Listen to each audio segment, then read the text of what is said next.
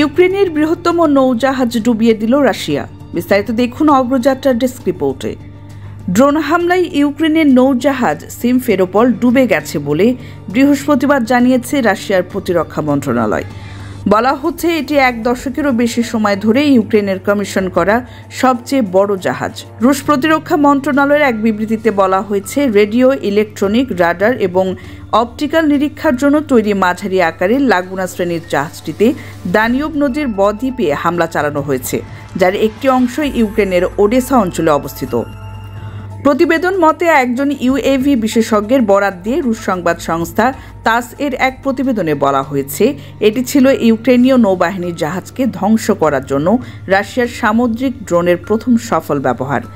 জাহাজটিতে হামলার কথা ইউক্রেনীয় কর্তৃপক্ষ নিশ্চিত করেছে বলেও জানা গেছে।